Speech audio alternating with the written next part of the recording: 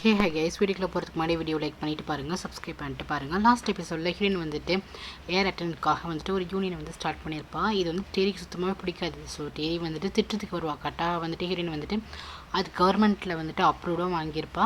Next பார்த்தீங்கன்னா இதை media பீப்புளெலாம் கூப்பிட்டு அட்வான்ஸ் பண்ணியிருப்பாள். டேரியால் ஒன்றுமே பண்ண முடியாது. செம்ம காண்டில் நிற்பா டேரி.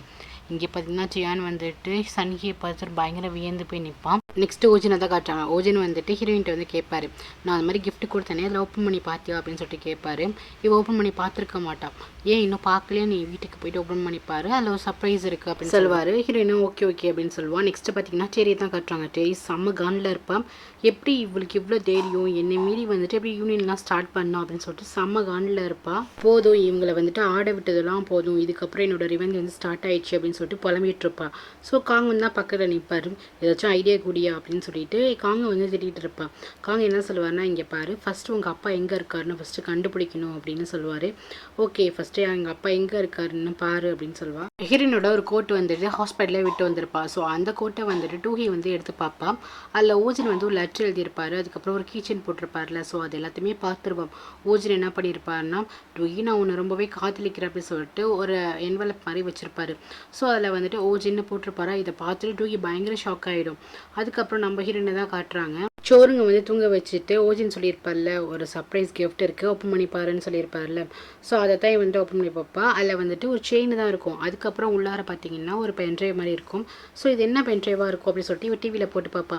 அப்போ ஓஜின் வந்து ஹீரோயின் வந்துட்டு எந்த அளவுக்கு லவ் பண்ணுறாரு அப்படிங்கிறத வந்து சொல்லியிருப்பாரு.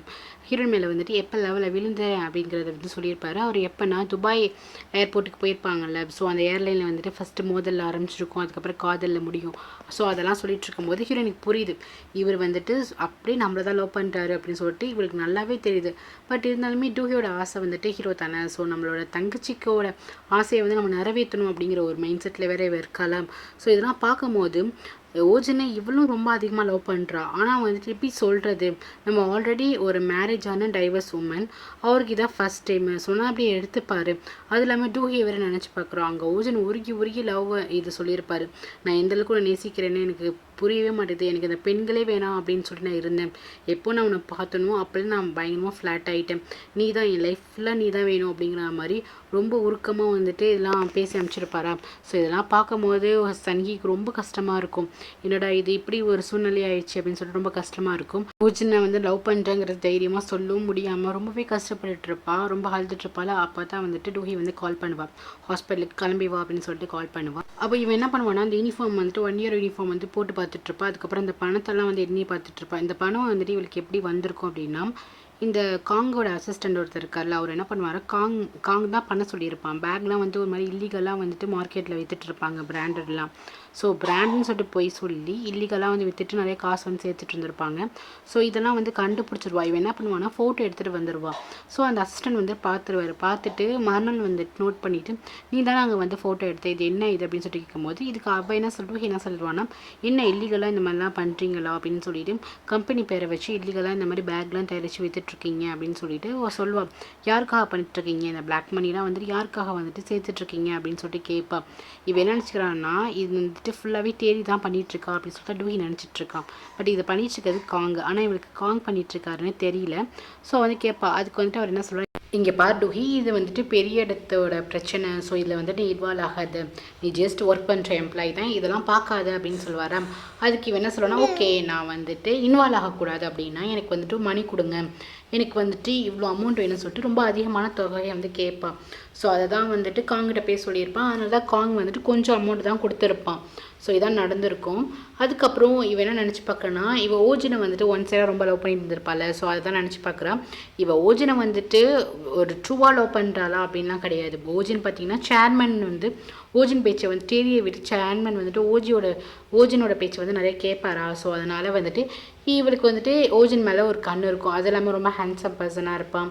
அதுக்கப்புறம் பெரிய இடத்த விட்டு பையன் அப்படின்னு சொல்லிட்டு இவள் அதனால தான் வந்துட்டு ஓஜினை வந்துட்டு லவ் பண்ணுவாள். மற்றபடி இவளுக்கு உண்மையிலே ஒரிஜினல் லவ் அப்படின்லாம் கிடையாது, ஒன்லி காசுக்கு மட்டும்தான். ஸோ இதெல்லாம் நினச்சி பார்த்துட்டு இருப்பா. கரெக்டாக அந்த நேரம் பார்த்துட்டு சன்ஹி வந்துடுவா. சன்ஹி வந்ததுக்கப்புறம் ஹீரோயின் வந்து டூஹி வந்து கேட்பான், எப்படி எப்படி வந்துட்டு ஓஜின் உன்னை லவ் பண்ணுறாரா என்ன, எப்படி உனக்கு இந்த விஷயம் தெரியும் அப்படின்னு சொல்லிட்டு கேட்பான். அப்போ தான் வந்துட்டு ஹீரோயின் சொல்லுவாள், அந்த மாதிரி யாங் மூலியமாக எனக்கு தெரிஞ்சிச்சு உனக்கு வந்துட்டு ஓஜின் மேலே வந்துட்டு ஒரு க்ரஷ் இருக்குன்னு சொல்லிட்டு. ஸோ அதுக்கப்புறம் நான் தான் வந்துட்டு நீ லவ் பண்ணுற மாதிரி நான் வந்து அவர்கிட்ட வந்து சொன்னேன். அதுக்கப்புறம் அவர் வந்து அக்செப்ட் பண்ணிக்கிட்டாருங்கும் போது இவளுக்கு ரொம்ப ஹாப்பியாக இருக்கும். நீ உருப்படியாக பண்ண விஷயம் இது ஒரு விஷயம் தான் அப்படின்னு சொல்லுவாள். ஏன்னா இவ வந்து ரொம்ப நாளாக வந்துட்டு ஓஜனை வந்து கரெக்ட் பண்ண நினச்சிட்டு இருந்திருப்பான். ஆனால் அவர் வந்து திரும்பி கூட பார்த்துருக்க மாட்டார். சனியோட கேரக்டர்னால தான் வந்து திரும்பி பார்த்துருப்பாரு. ஸோ இவர் ரொம்ப சந்தோஷப்படுவாள், ரொம்ப நல்ல விஷயம் அப்படின்னு சொல்லிட்டு. அதுக்கப்புறம் ஒரு வாரத்துக்கு வந்துட்டு லீவ் போட்டுரு, அதுக்கப்புறம் நான் வந்துட்டு கம்பெனிக்கு போக ஆரம்பிச்சிடுறேன், இப்போயே நீ லீவுக்கு வந்துட்டு அப்ளை பண்ணுன்னு சொல்லுவாள். உன்னை ஹீரோயின் வந்துட்டு ஓகே சொல்லிடுவா. நெக்ஸ்ட்டு யாங்க தான் காட்டுறாங்க. யாங் என்ன சொல்கிறான்னா, அவங்க கீழே 2 பேர் இருப்பாங்க, அந்த ரூமில் வந்து ஸ்டே பண்ணியிருப்பாங்களே. ஸோ அவங்ககிட்ட என்ன சொல்கிறாங்கன்னா, என்னோட யூனிஃபார்ம் வந்துட்டு இன்னும் அயன் பண்ணாமல் வச்சுருக்கீங்கன்னு சொல்லிட்டு அவங்ககிட்ட யாங் வந்து வேலை வாங்கிட்டு இருக்கா போல். அவங்க என்ன சொல்கிறாங்கன்னா, இதுக்கப்புறம் நாங்கள் வந்துட்டு அயன்லாம் பண்ணி வைக்க மாட்டோம் அப்படின்னு சொல்கிறாங்க. என்ன திமிரா, யூனியன் ஸ்டார்ட் ஆயிடுச்சு, ஸோ அங்கே போய் கம்ப்ளைண்ட் பண்ணலான்னு இருக்கீங்களா? நான் உங்களோட ஹெட், இப்போதைக்கு நான் சொல்கிறதான் கேட்கணும், நான் டிஆன்எல்லோட மாடல், ஸோ நான் சொல்கிறத நீங்கள் கேட்டு தான் ஆகணும்னு சொல்லிட்டு ஆர்டர் போடுறா. அவங்களால ஒன்றுமே பண்ண முடியல. ஸோ இதெல்லாம் வந்துட்டு மின்கியும் டியானா பார்த்துட்ருக்காங்க. பாரு காலேஜில் வந்துட்டு சீனியர் வந்துட்டு ஜூனியரை ரேக் பண்ணுற மாதிரி பண்ணிகிட்ருக்காங்க. ஆனால் 1 இயரில் அதெல்லாம் கிடையவே கிடையாது, ரொம்ப ஹாப்பியாக இருக்கும். இதுக்கு தான் வந்துட்டு ஹீரோயின் வந்து இந்த மாதிரி வந்து ஸ்டார்ட் பண்ணியிருக்காங்க யூனியனை. ரொம்பவே நல்ல வேலை செஞ்சாங்கன்னு சொல்லிட்டு டூஹியை பற்றி பெருமையாக பேசிகிட்டு இருப்பாங்களா.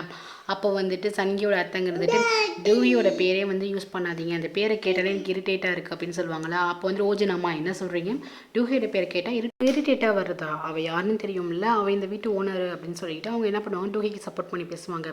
ஐயோ நான் தெரியாமல் சொல்லிட்டேன் அப்படின்னு சொல்லிட்டு அவங்க அந்த இடத்த விட்டு கிளம்பி போயிடுவாங்க. நெக்ஸ்ட்டு காங்க தான் காட்டுவாங்க. ஸோ காங்க என்ன பண்ணுவானா, ஒரு லெட்ரு மாதிரி இடத்துல வந்து டேரிட்ட வந்து கொடுத்துருப்பான். ஸோ என்ன லெட்டர்னு பார்த்தீங்கன்னா, இவங்க அப்பா என்ன பண்ணியிருப்பாருன்னா ட்ரஸ்ட்லாம் வச்சு நடத்திருப்பாங்களே. ஸோ அதுக்கெலாம் வந்துட்டு இவரோட பாதி சொத்தை வந்து எழுதி வச்சுருப்பாரு போல்.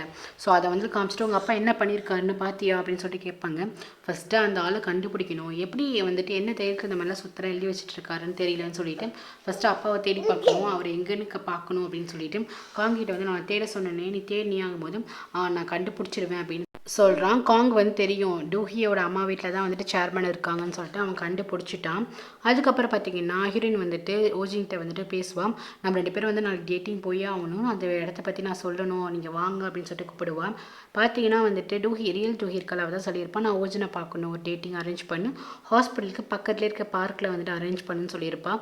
ஸோ அதனால் வந்துட்டு வாங்க உங்ககிட்ட பேசணும் அப்படின்னு சொல்லிட்டு போவாளா. ஸோ இதை கேட்குற அங்கே இருக்கவங்கலாம் சாப்பிட்டுட்டு இருப்பாங்களா. ஸோ அவங்களாம் வந்து பார்த்துட்டு இருப்பாங்க.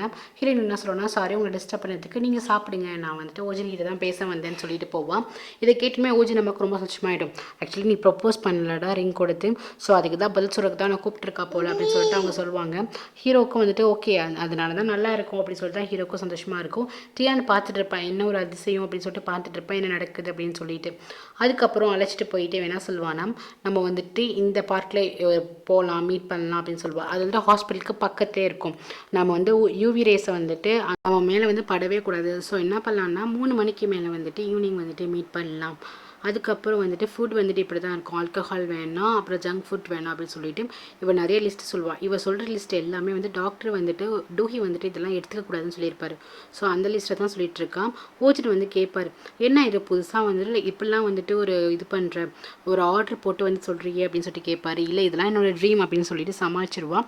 பட் என்ன தான் வந்துட்டு 2 பேரையும் தனியாக அனுப்பிச்சுன்னு நினச்சாலுமே ஹீரோயினுக்கு ரொம்பவே கஷ்டமாக இருக்கும் மனசில். ஸோ ஃபேஸில் அந்த ஃபீலிங் வந்து தெரியும். ஓஜின் ஆனால் சந்தோஷமாக இருப்பார், சரி டேட்டிங் போகிறோம் அப்படின்னு சொல்லி. ஆனால் டியானுக்கு வந்து ஒரு டவுட்டாகவே இருக்கும். நெக்ஸ்ட் டே பார்த்தீங்கன்னா அந்த டேட்டிங்க்கும் அரேஞ்ச் பண்ணிடுவாங்க. ஸோ ஹீரோயின் வந்துட்டு அழைச்சிட்டு போவா, இந்த பார்க்கில் தான் வந்துட்டு ஓஜின் வெயிட் பண்ணிட்டு இருக்காரு, நீ போ அப்படின்னு சொல்லிட்டு அமுச்சு விடுவாளாம். அப்போது வந்துட்டு சோருங்க சொல்வேன், ஆன்ட்டி நான் வேணா வந்துட்டு கூட அது வரைக்கும் வரட்டுமா, ஏன்னா நீங்கள் ஹாஸ்பிட்டல்லேருந்து இப்போ தானே வந்திருக்கீங்க, உங்களுக்கு துணையாக இருக்குமே அப்படின்னு சொல்லிட்டு வந்து கேட்பாளா சோருங்க. அதுக்கு வந்துட்டு அதெல்லாம் வேண்டாம், நானே போய்க்கிறேன், ஃபஸ்ட்டு நீங்கள் 2 பேரும் போங்க, உங்களை யாராச்சும் பார்த்துட போகிறாங்க அப்படின்னு சொல்லிட்டு இவங்களை வந்து துரத்துறதுக்கு தான் வந்துட்டு இதாக இருப்பாள். சரின்னு சொல்லிட்டு இவள் கிளம்பி போயிடுவாளா. இவள் கிளம்பி போகிறத வந்துட்டு ஹீரோயினை கொஞ்சம் கஷ்டமாக பார்ப்பான். இங்கே சோருங்கக்கா அழுகலையாக வரும், அம்மா இதை பார்த்தா மேர்மெய்ட் ஸ்டோரி மாதிரி இருக்குமா அப்படின்னு சொல்லிட்டு அவள் ஃபீல் பண்ணிட்டுருப்பா. இங்கே பார்த்தீங்கன்னா ஓச்சிட்டு வந்துட்டு ஹீரோயின் நினச்சிட்டு டூஹியை வந்துட்டு அழைச்சிட்டு போயிட்டுருப்பாரு, ரியல் டூஹியை. 2 பேரும் ஹாப்பியாக போவாங்க. அதுக்கப்புறம் வந்துட்டு இவன் என்ன பண்ணுவான்னா ஃபுட்டெல்லாம் சமைச்சு இங்கே இருக்க டூஹிக்கு வந்துட்டு ஊட்டி விட்டுட்ருப்பான். இவளும் வந்துட்டு ஹாப்பியாக வந்துட்டு ஸ்பெண்ட் பண்ணிகிட்டு இருப்பான். ஸோ அவன் என்ன பண்ணுவான்னா ஃபுட் வந்து இவன் வந்துட்டு ஊட்டி விட்டுவாளா. இதெல்லாம் வந்துட்டு சன்ஹி பண்ண மாட்டான், அவள் வந்து ஒரு டிஸ்டன்ஸ் தானே மெயின்டைன் பண்ணிகிட்டு இருப்பான். இவன் வந்து இந்த மாதிரி க்ளோஸாக மூவ் பண்ணுறதெல்லாம் பார்க்க பார்க்கும்போது இவனுக்கு சாப்பாடு விட்டு விடுறதெல்லாம் பார்க்கும்போது இவனுக்கு வந்துட்டு அதிசயமாக இருக்கும். அப்படியே இவங்களோட டேட்டிங் வந்து போயிட்டுருக்கும். நெக்ஸ்ட்டு பார்த்தீங்கன்னா இங்கே மின்னோட அம்மா இருக்காங்களா, அவங்க வந்துட்டு ஹீரோயின் அம்மா கிட்டே போயிட்டு எனக்கு வந்து அமௌண்ட் கொடு, எல்லாமே ஒன்னாலேயும் பொண்ணாலேயும் தான், டூஹியால் தான், அவள் வந்து என்னோடய காசு எடுத்துகிட்டு போயிட்டா அப்படின்னு சொல்லிட்டு ஏதோ இவங்க காசு மாதிரியே பேசுவாங்க. இந்த மாதிரி எனக்கு வந்துட்டு காசு வேணும் அப்படின்னு சொல்லிட்டு கேட்பாங்களா. இதை கேட்டுமே உங்களுக்கு கோவம் வரும். என் பொண்ணை வந்துட்டு ஏமாத்துனது பார்த்தாம நீ வந்து என்கிட்ட காசு கேட்குறியா அப்படின்னு சொல்லிட்டு அடித்து துரத்த வைப்பாங்களா. திருப்பி 2 பேருக்கு வந்து சண்டை நடந்துகிட்டே இருக்கும். அப்போ வந்து சேர்மன் வந்துட்டு இங்கே தானே ஸ்டே பண்ணியிருக்காரு, என்ன சத்தம் அப்படின்னு சொல்லிட்டு வெளியே வந்து பார்ப்பாரு. சேர்மனை பார்த்துட்டு இவங்க ஷாக் ஆகிடுவாங்க. இவங்களுக்கு சேர்மன்னு தெரியாது, ஏதோ ஒரு ஜென்னை வந்துட்டு வீட்டுக்குள்ளே வச்சிருக்கா அப்படின்னு சொல்லிட்டு, ஓ நீ இதெல்லாம் பண்ணிட்டு இருக்கியா அப்படின்னு சொல்லிட்டு மாதிரி தப்பாக பேச வைப்பாங்களா. அப்போ சேர்மன் வந்து சிச்சி அசிங்கமாக பேசாதீங்க அப்படின்னு சொல்லிட்டு பிடிச்சி இவங்களை திட்டி விட்டுட்டு ஃபஸ்ட்டு நீங்கள் எதுவும் கிளம்புங்க அப்படின்னு சொல்லிட்டு சேர்மன் வந்து சொல்வாரா. அப்போ வந்துட்டு இவங்க என்ன சொல்லுவாங்கன்னா, உங்களை எங்கேயோ பார்த்த மாதிரி இருக்கே அப்படின்னு சொல்லுவாங்களா. சேர்மனுக்கு லைட்டு பக்குன்னு ஆகிடும். ஃபஸ்ட்டு இங்கே எதுவும் கிளம்புங்க, யார் இந்த லேடி, ஃபஸ்ட்டு கிளம்ப சொல்லுங்க அப்படின்னு சொல்லி கிளப்பி விட்டுருவாங்க. இதுக்கப்புறம் இவங்க என்ன பண்ணுவாங்கன்னா ஃபோனில் வந்துட்டு தேடி பார்ப்பாங்க, இவர் எங்கேயோ பார்த்தா மாதிரியே இருக்குன்னு சொல்லிட்டு எல்லா நியூஸ்லாம் பார்த்துமேன்னு சொல்லிட்டு பார்க்கும்போது கரெக்டாக கண்டுபிடிச்சிருவாங்க, இவரா இது. ஸோ டியானோட சேர்மன் இவர் இங்கே என்ன பண்ணுறாருன்னு சொல்லிட்டு இவங்க ஷாக் ஆகிடுவாங்க. அதுக்கப்புறம் இங்கே ரெட்டிங் பண்ண கப்பல் தான் காட்டுறாங்க. அப்போ வந்துட்டு டூஹி கேட்பான், உங்களுக்கு வந்துட்டு என்ன எந்த அளவுக்கு பிடிக்கும் அப்படின்னு சொல்லிட்டு வந்து கேட்பாலாம்.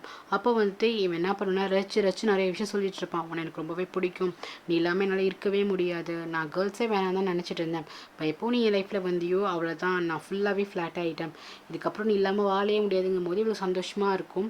அது இப்போ வந்துட்டு ரொம்ப ஆட்டிடியூடாக நடந்துப்பாள். ஸோ இதெல்லாம் பார்க்கும்போது ஓச்சு என்ன சொல்லலாம், இன்னைக்கு ரொம்ப டிஃப்ரெண்ட்டாக இருக்குது அப்படின்னு சொல்லுவாராம். ஏன் என்னாச்சு, என்ன டிஃப்ரென்ஸ் அப்படின்னு சொல்லிட்டு கேட்பாலாம். இல்லை பெரிய அளவில் பெரிய டிஃப்ரென்ஸ் இல்லை, இன்னைக்கு ரொம்ப கான்ஃபிடென்ட்டாக இருக்குது அப்படின்னு சொல்லுவார். சரி ஓகே என்ன நான் ப்ரப்போஸ் பண்ணதுக்கு நீ எந்த ஆன்சருமே சொல்லலையே அப்படின்னு சொல்லிட்டு ஓஜின் வந்துட்டு கேட்பாரு. அதுக்கு உடனே என்ன சொல்லுவானா, ஓகே நம்ம 2 பேரும் கல்யாணம் பண்ணிக்கலாம் அப்படின்னு சொல்லிட்டு டக்குன்னு வந்துட்டு சொல்லிடுவா.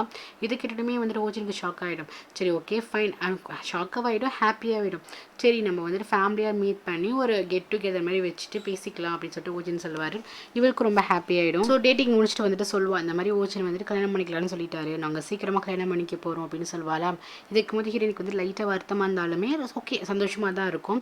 அப்போ வந்துட்டு என்ன சொல்லுவாங்க, நான் தான் சொன்னேன்னா உனக்கு கம்பெனிக்கு போகாது, 1 வீக்குக்கு வந்துட்டு நீ லீவ் வந்துட்டு அப்ளை பண்ணிவிடு, அதுக்கப்புறம் ஒரு வாரம் கழிச்சு நான் வந்துட்டு வேலைக்கு போகிறேன் அப்படின்னு சொல்லிட்டு ரொம்ப ஹாப்பியாக சொல்வாளா. அப்போ சோரிங் கேட்பா, நீங்கள் உண்மையிலே கல்யாணம் பண்ணிக்க போகிறீங்களா ஆண்டி அப்படின்னு சொல்லிட்டு வந்து கேட்பா. அதுக்கு வந்துட்டு டூஹினா சொல்லலாம், ஆமாம் இந்த பாரு என் கையில் ரிங்லாம் இருக்குது பாரு, நான் சீக்கிரமாக வந்து கல்யாணம் பண்ணிக்க போகிறேன், உனக்கு ஒரு அங்கிள் வர போகிறாருங்க அப்படின்னு சொல்லுவா. இவளுக்கு ரொம்ப அப்செட் ஆகிடும். அதுக்கப்புறம் ஹீரோயினி கேட்பா, ஓகே நீ வந்துட்டு சீக்கிரம் கல்யாணம் பண்ணிக்கோ, ஆனால் இந்த பண விஷயம் இருக்குல்ல அது உனக்கு தேவையில்லை தானே அப்படின்னு சொல்லிட்டு கேட்பா.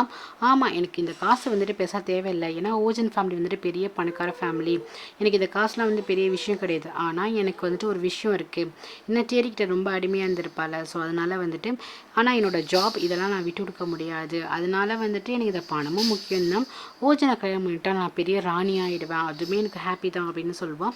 சரி நீ சீக்கிரமாக ரிசைன் பண்ணு அப்படின்னு சொல்லும் போது ஹீரோயின் வந்துட்டு ஓகே ஆனால் இந்த கேஷ் விஷயம் மட்டும் வேணாம், நீ தான் அந்த பணக்கார வீட்டில் வந்துட்டு மருமகளாக போகிறல்ல, ஸோ இந்த பணம்லாம் தேவையில்லை, பிளாக்மெயில் பண்ணி இந்த காசுலாம் வேண்டாமேங்கும் போது ஓ விஷயம் நான் என்ன சொல்லணும் அதை மட்டும் பாரு, இது ஒன்றும் தேவையில்லாத விஷயம் அப்படின்னு சொல்லி அமுச்சு விட்டுருவா. இதுவுமே வந்துட்டு சோரிங்க்கு ரொம்பவே கஷ்டமாக இருக்கும், ஆன்ட்டியே இந்த மாதிரி பண்ணுறாங்க அப்படின்னு சொல்லிட்டு. ஸோ இதோட இந்த எபிசோட் முடியுது கைஸ். இதுக்கப்புறம் கன்டினியூஸாக பேச முடியல, என்னோட பையன் வந்துட்டு என்ன டிஸ்டர்ப் பண்ணிக்கிட்டே இருக்கிறான், பேச விட மாட்டேங்கிறான். ஸோ நெக்ஸ்ட் டைம் வந்து அவன் தூங்கிட்டு இருக்கும் போது நான் கண்டிப்பாக ரெக்கார்ட் பண்ண ட்ரை பண்ணுறேன். Okay guys, take care.